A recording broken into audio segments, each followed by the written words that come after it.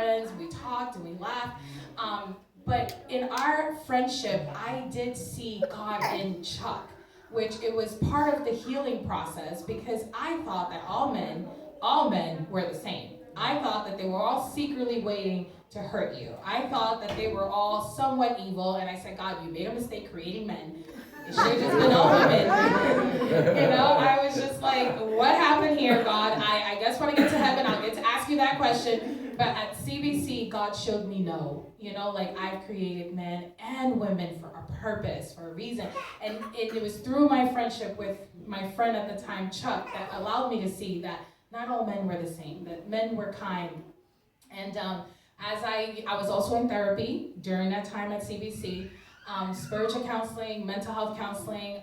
God was, healing me. And when we started dating, Chuck knew everything about me because I've always been an open book. I was telling Pastor Lee, I don't care. I'll tell every part of the story because I want people to know what God brought me from and what God is able to do. So I told Chuck everything when we were friends, which then later on I thought to myself, oh, maybe I shouldn't have done that, because he knows everything. This is crazy. So one of the things that I felt God truly was, in the process of that redemption in my relationship with Chuck, it was like a mirror of God's love for me, was my ex-husband never proposed to me. It was just more like a phone call. He was in the military. He's like, hey, can you just purchase the rings? We'll just get married. We'll get the money from the military because once you're married, you make more money. We'll do that really quick. And I'm like, sure. I went and ordered my own rings and, just moved on with my life. Now, years later, I must say I was single for 5 years prior to redating and, getting married and so forth. So when Chuck and I were dating and I knew he was going to propose at some point, I just didn't know when. He did this whole beautiful proposal that I could never imagine being done. It was so secretive. He got with my friends. It was on a junior, senior prom night type of thing. We were on a boat. It was recorded. He sang a song. That he wrote. There's a video about it. I just know that I was in tears. I was sitting there, this to me was beyond, okay, there's someone who loves me. It was God, you did this. When you told me you were going to make all things new, you meant it. Because here's this amazing proposal in comparison to what I had prior. It was just God, this is so beautiful. So that was the redemption part of what God was doing in our lives and in my marriage. And I shared with Pastor Lee that it was Chuck was the mirror of what God was doing in my heart, in my life. I felt like it was a new covenant. He was coming, and it's no one saw my past anymore.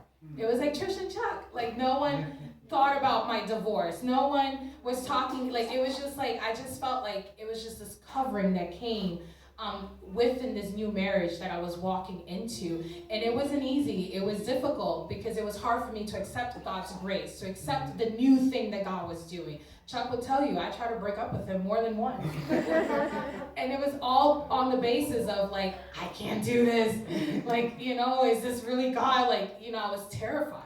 But God had a purpose in it, and he did it. He did it. And among all of that, he done so much more. My family members got saved in the process. There's so many different things that God had done in my life with him. And one of the scriptures that I was thinking about this morning when I was driving is in Jeremiah 11, when the Lord, he says, I knew you before I formed you. I set you apart. And obviously growing up, I didn't know that. I didn't know that God did that for me. But now looking back, it's yes, he formed me. Even though there were two human beings that did what they did to, make the baby, God was in the making of that. God had a purpose. He's I knew you. I knew that when your mother went into that clinic that you were going to be. I knew that I had called you. I set you apart. And it's that revelation changed my life as the years went on to know that. And that's when I shared with you guys about my house, my father, right? I know God as my father. I know God as my friend because he did all of these things for me. He healed me. He redeemed my story. Like, I am no longer ashamed of where I came from or what happened. I can tell you my story and smile because God healed me, and it's like, that's why I love to tell people of the goodness of God. And it didn't stop there. You can talk to me later and I'll tell you all the other great things that God has done for me because he is good. He's just amazing, and yeah, here we are.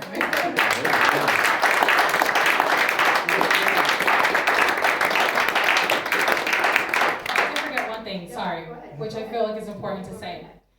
I dropped out of high school 3 times during that episode of depression and feeling like I couldn't do it. I never thought that I would go to college. I never thought that I would graduate from high school. And by God's grace, not only did I graduate from high school, but I now have my master's in clinical counseling.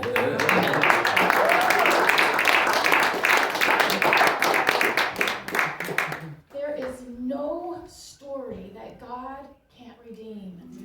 He's still in the redemption business. He's still changing lives and hearts today. He's still giving that living water to those who will receive it. He's still satisfying parched hearts with his living, overflowing, endless water. And Trish, thank you. It's just always so encouraging, and you just radiate the confidence of Jesus. And she still shares his love with anybody who will listen. Yes. In fact, Lindsay and I once did a count for how many visitors to Hope Church had been invited by Trish, and it was like over 50%. Yeah. Of all the visitors who've ever come to Hope Church. If we don't know who they are, it's like they probably know Trish. Yes, exactly. Right. So friends, if you're thirsty, Jesus wants to fill your heart with his water. Amen. And I also want to tell you that you have a story to tell. That's right. You have a redemption story. Even those who grew up in the church, you too have a story to tell of how God kept you, how God spared you from some of that pain. Everybody has a story to tell, so don't be afraid to share that story. Somebody needs to hear your story today. There's other thirsty souls who just need you to tell them where they can find drink, everlasting water.